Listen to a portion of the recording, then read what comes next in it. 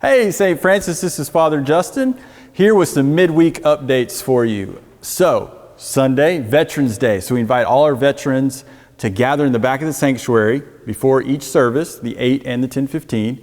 We'll have a couple volunteer veterans carry the Episcopal flag and the American flag in.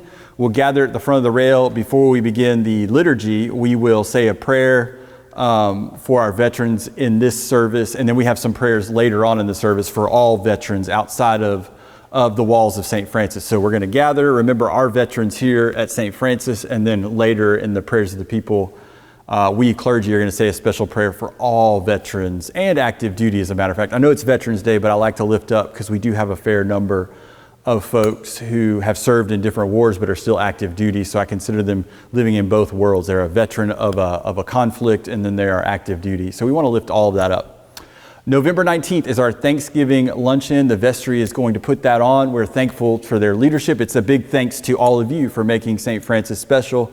A big thank you to Noel in our operations office, who was guiding that effort on behalf of the vestry. I believe historically, several years ago, Hanio was a big part of that too, in partnership with the vestry. So it's great when you can see your vestry and your staff work together, and we're thankful for Noel's leadership on that too. And being a former vestry member, she carries a particular eye for that Thanksgiving luncheon. But what's important to you is it's a thanks for you. It's a thanks for us as a church. It's also In-Gathering Sunday. So in our annual giving campaign, if you are ready and so moved, you can bring your pledge card to church that Sunday. We will bless all the pledges, the ones that have been turned in to date at that point, and the ones that are presented that Sunday. We will bless all the pledges as we carry them out into the future.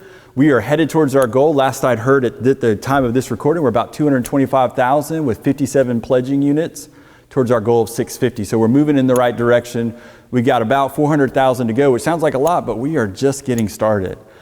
So hopefully you'll join us for In-Gathering Sunday at both services, 8 and 10:15, as well as our Thanksgiving luncheon after the 10:15 service. It's a big event. We all sit at one big long table.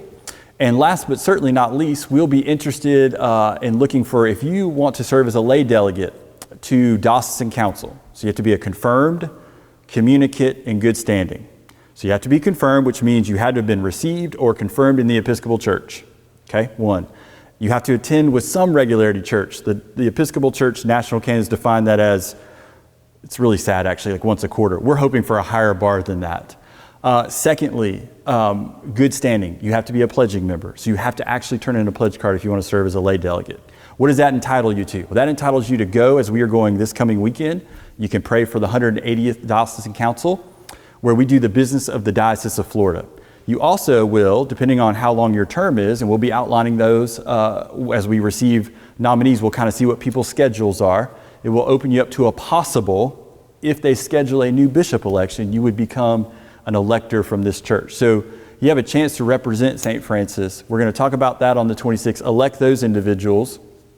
And I'm going to give a more encompassing State of the Parish address that I would have given in February. I gave a small one in May that I know sparked some conversation on all sides of all conversations. This one's going to be more focused and directed as we look forward to 2024 in light of the annual giving campaign. So that's on the 26th. So we have a good bit happening between now and November 26th. So I hope you'll join us for all those events, and have a great rest of your week.